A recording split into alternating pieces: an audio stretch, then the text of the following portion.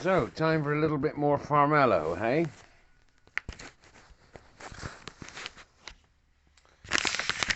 Thunderbird 1, I see, stood next to the Stirling heat engine. Okay.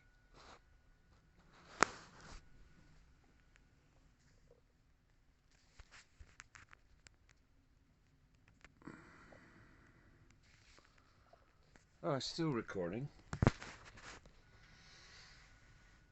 Now, is the book accessible?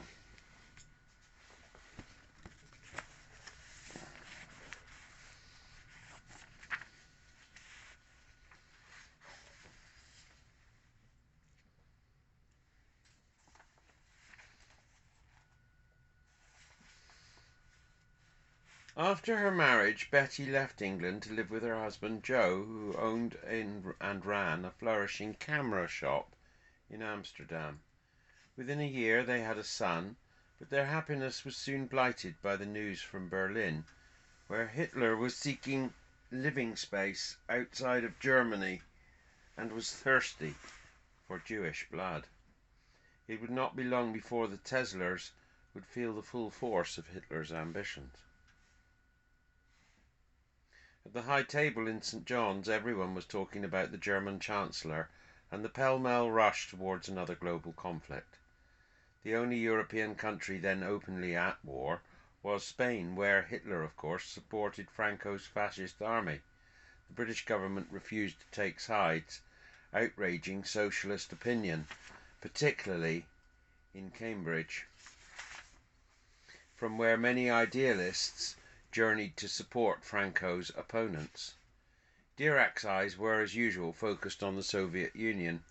That the country was suffering from an unconscionably bloody purge was clear to the newspaper readers in Britain, but it appears that Dirac, like many others on the left, thought reports were exaggerated.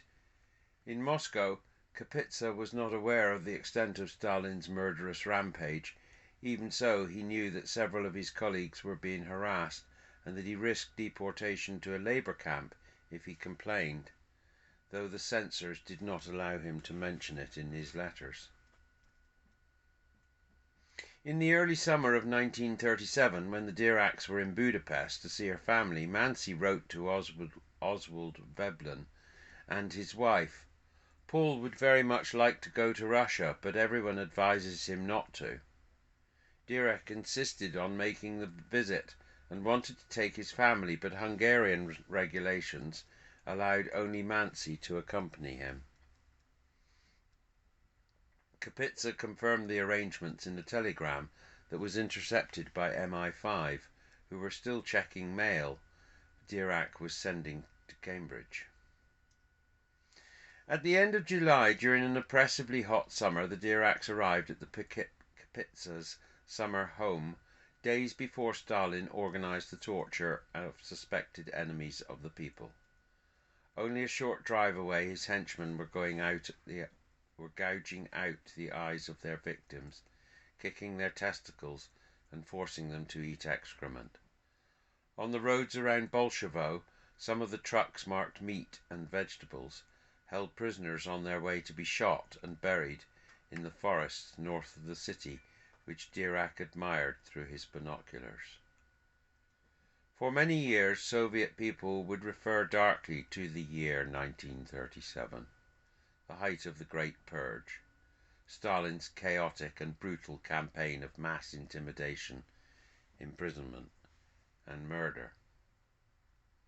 By the end of the year, the purge had claimed about 4 million lives.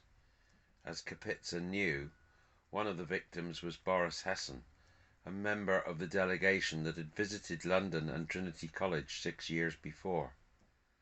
5 of his fellow visitors would also soon be executed. Now confined to the Soviet Union at Stalin's behest, Kapitsa had received all his equipment from the Cavendish laboratory and had resumed his research. The Diracs spent 3 idyllic weeks in Bolshevo with the Kapitsas in their modest summer home in the heat of a pine forest, in the heart of a pine forest, with wild strawberries ripe for the gathering and a fast river flowing by. They spent one languorous day after another lounging around on the covered veranda, telling off-colour jokes, the Diracs bringing the latest news on the crocodile and his departing boys, the Kapitsas gossiping about their life under Stalin.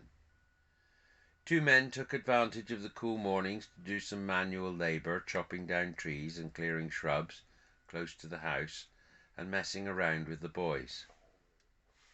Mansi, always as soignée as a duchess, wanted nothing to do with physical exercise, and avoiding cooking anything more complicated than a boiled egg.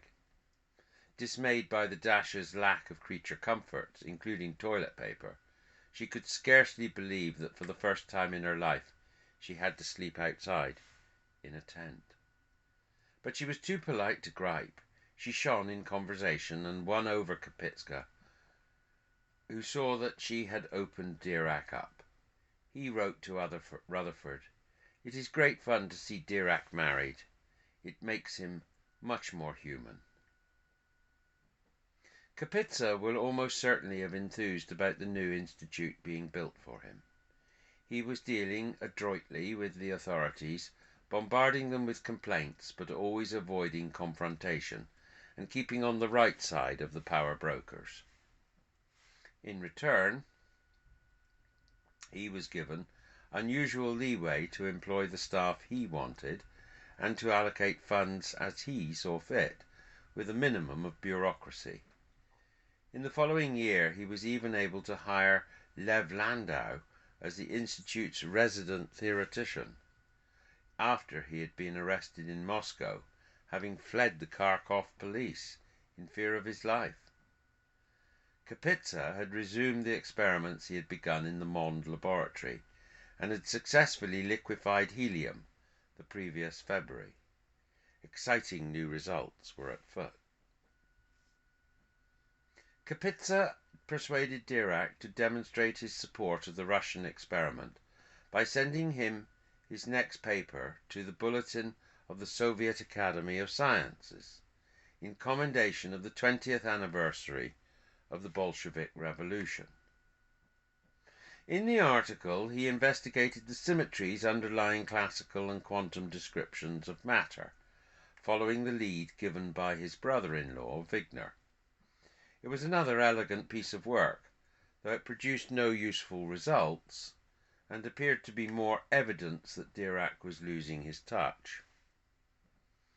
The Diracs and Kapitsas knew that they were in uncertain times, but could scarcely have guessed that they would not sit around the same dinner table again for another 29 years.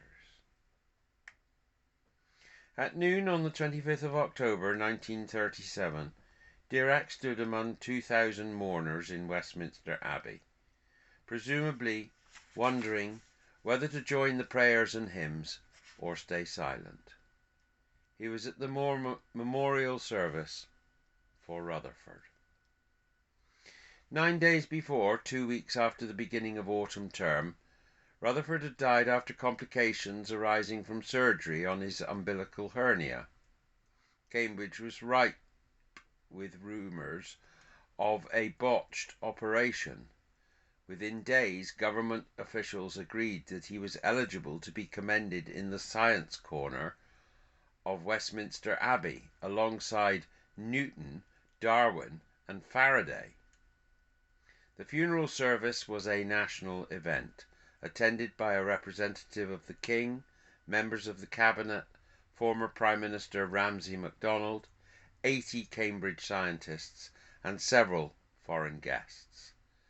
Bohr stayed with the Diracs and joined the Rutherford family party for the event, which ended when an official placed a small urn of the great experimenter's ashes a few inches from Newton's grave.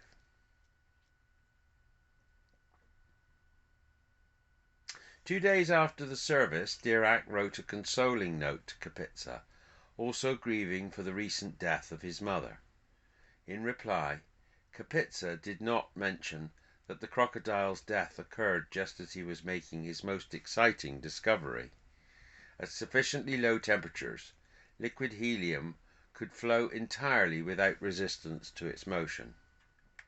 Such superfluid helium could climb spontaneously up the walls of its container and behave in other strange ways that were beyond classical mechanics, but which later were explained by applying quantum mechanics to the constituents of the fluid. Nature published Kapitska's results in the December issue, alongside a paper by two Mond experimenters, who also announced the discovery of superfluidity. Although Kapitsa had spent 2 years without laboratory experiment, he had caught up with the leaders in his field. It was no longer so easy for his detractors to sneer that he was really just a self-promoting lightweight. Worried that the future of the Cavendish was in danger, Kapitsa wrote to Dirac to enjoin him to take an active interest in securing the laboratory's future. I think that you, who are now the leading personality in physics in Cambridge, you must take some serious interest in upkeeping the great traditions of the Cavendish, so important for all of the world.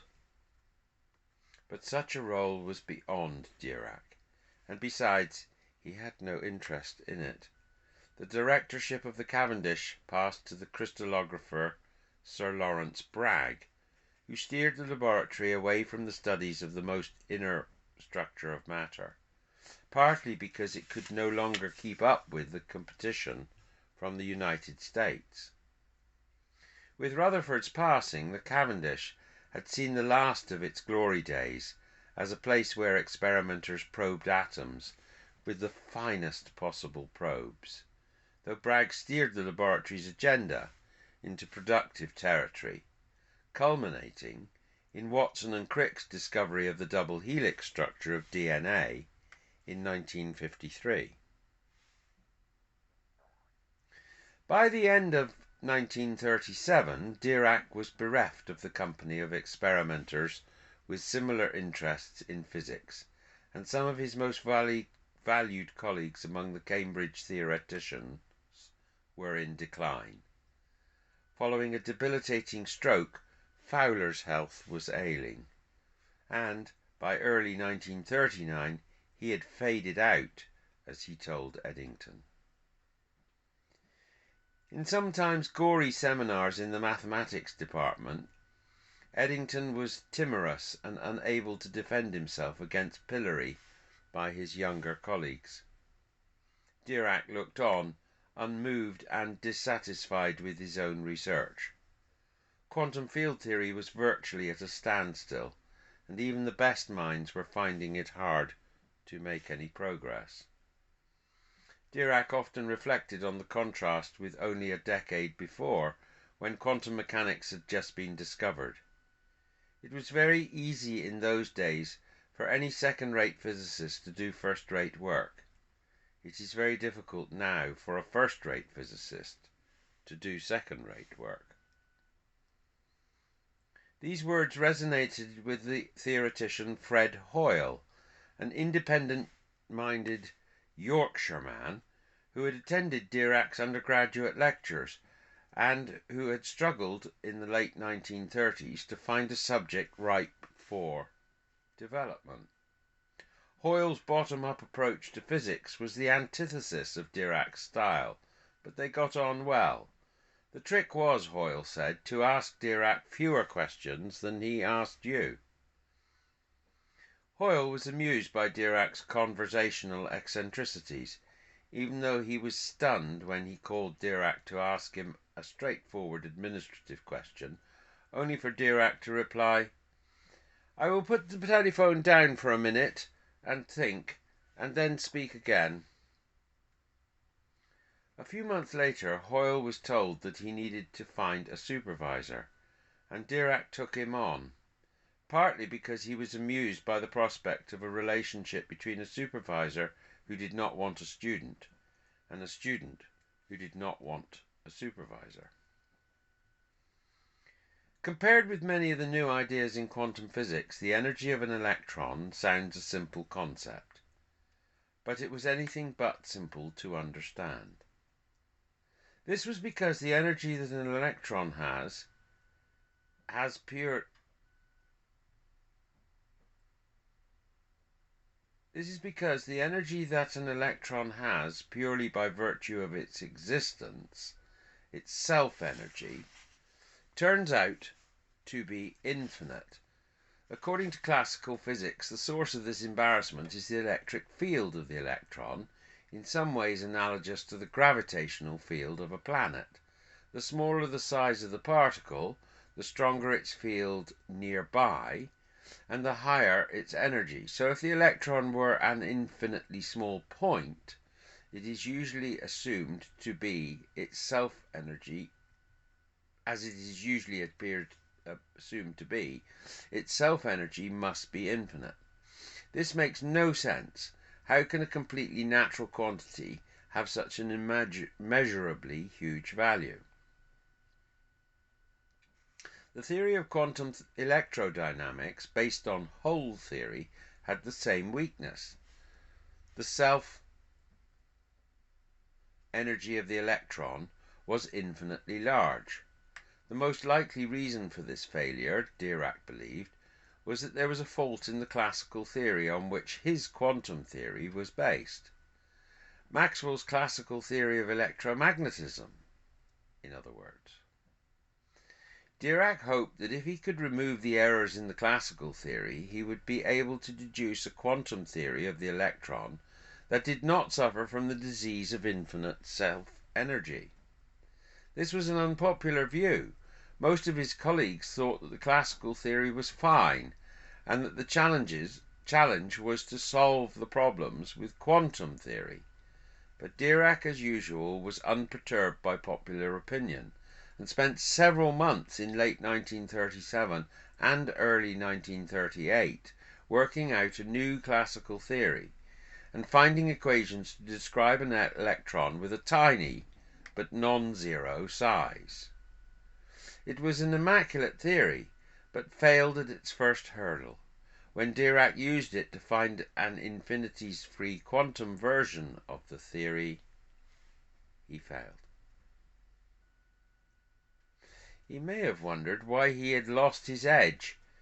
Besides his work, he was now a family man with other priorities: a wife and 2 bickering children, the employment of a cook and several domestic helpers, and his dependent mother, now 60, living 125 miles away and with no telephone. Flo was, however, in good spirits. She was pottering around in her house, writing verse in bed, occasionally packing her suitcase and taking a Mediterranean vacation, funded by her now healthy bank account. Mancy still found it hard to settle, and never completely comfortable in No. 7 Cavendish Avenue, a damp house that somehow was always seemed cold, even in high summer. Disappointed that Dirac had turned down Princeton's offer of a well-paid professorship, she thought that Cambridge had nothing to commend it except its academic status, and was beginning to dread the prospect of spending her life there. She resented the snobbery of the Cambridge academics, who patronised her from the moment they heard that she did not have a degree. The Kapitzas were her sort of people, respectful without side, full of life, but they were 1,500 miles away, and in touch only irregularly. Always a thoughtful and generous friend, Mancy inundated them with supplies to help them overcome shortages. Anna tactfully requested her to send only English books, coffee beans, and good quality pipe tobacco for her husband. She also encouraged Mancy to be more positive about Cambridge. Do you still feel lonely without your gay Budapest? If so, you are naughty, and you must not feel like this any more, because it worries people who like you and live with you. I mean Paul, of course. Incessantly gloomy news bulletins on BBC Radio about Hitler's increasingly transparent intentions did nothing to improve Manzi's mood. In the spring of 1938, he had annexed Austria, where soldiers were welcomed with flowers and swastikas as they goose-stepped into towns. In late May, Dirac read an item in Nature that will probably have disturbed him. His friend Schrödinger was in Austria and appeared to be on Hitler's side. The article reported that Schrödinger had written to a local newspaper in March 1938, readily and joyfully affirming his loyalty to the new regime, having misjudged up to the last the real will and true destiny of my land. Dirac wanted to take his summer vacation in the Soviet Union, but this time the embassy in London refused his application, and all others, in response to the British government's denial of visas to Soviet citizens. So Dirac made more modest plans. In August 1938 he travelled to the Lake District in the northwest of England and went walking and climbing with his friend James Bell and with Wigner. Still recovering from the tragically early death of his wife almost a year before, barely 8 months after their marriage. From their correspondence it seems that Bell agreed with Wigner that the recent trials in the Soviet Union were frame-ups, and Bell thought that they were no worse than ones organised by the English in their colony of India. Meanwhile Manzi took her children and Dirac's mother to Budapest, where anti-Semitism was making her parents' life intolerable. They were beginning to see that they had no future in Hungary. Soon the Dirac's home became a popular hostel for physicists and their families fleeing Nazism. Among the first to arrive were the Schrödingers, who later settled in Dublin, and Schrödinger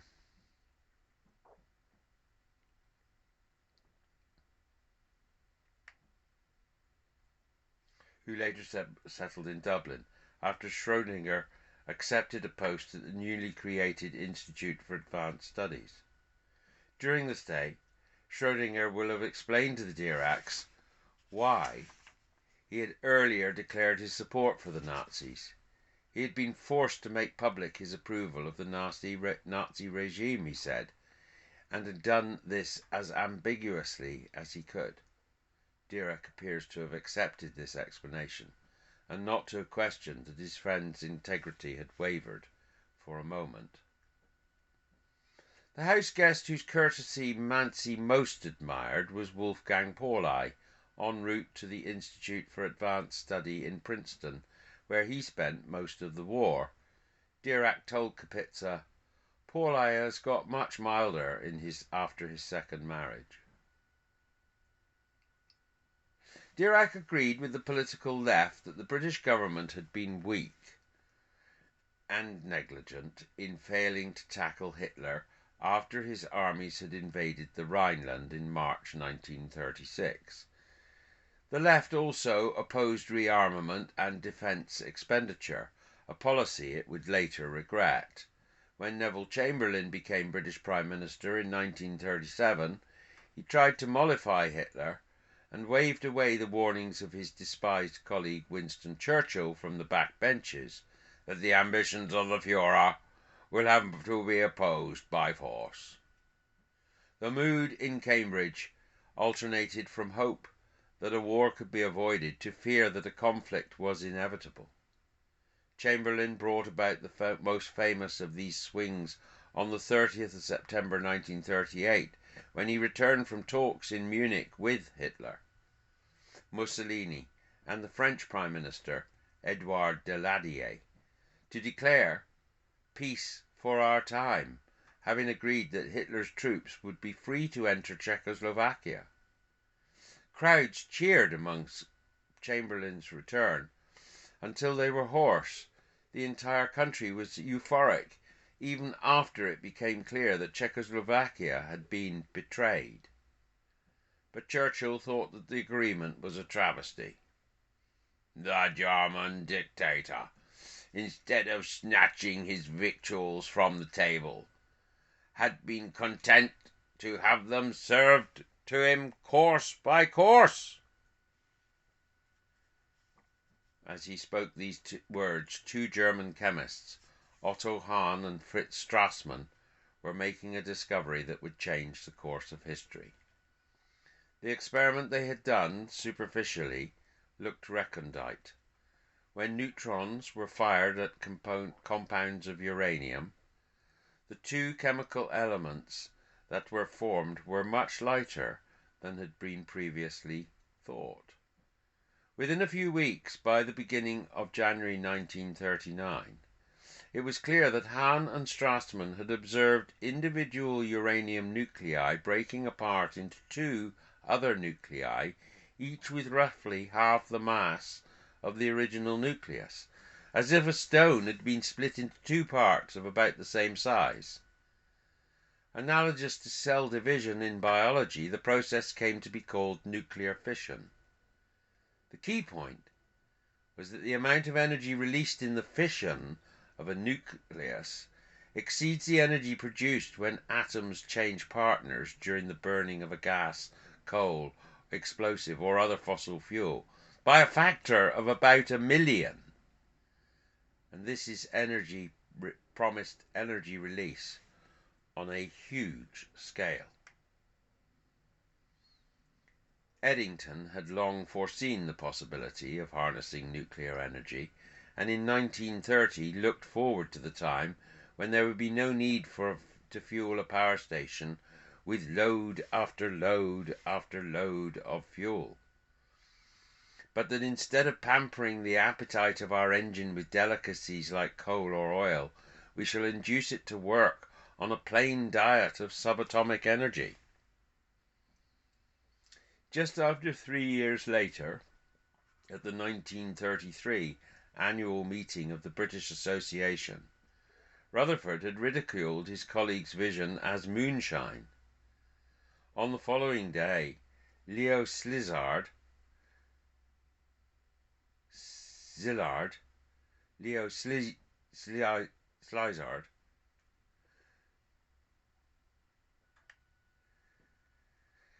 read about the prediction in the Times, and it occurred to him that as he traversed a pedestrian crossing in Bloomsbury, that it might be possible to capture nuclear energy more easily than Rutherford had imagined. If we could find an element which is split by neutrons, and which would emit 2 neutrons when it absorbs 1 neutron, such an element, if assembled in sufficiently large mass, could sustain a nuclear chain reaction. When Szilard heard about the discovery of fission, he realized that this chemical element he had in mind could be uranium. If more than 1 neutron was emitted when the uranium nucleus fissioned, those neutrons could go on to fission another uranium nuclei, which would in turn emit more neutrons, and so on. Szilard later recalled that all the things which H.G. Wells predicted apparently seemed real to me. The discovery of nuclear fission on the eve of a catastrophic conflict is one of history's most tragic coincidences. What made the prospect of nuclear weapons worrying for Dirac and other scientists who understood the implications of the discovery was that it had been made in Berlin, Hitler's capital.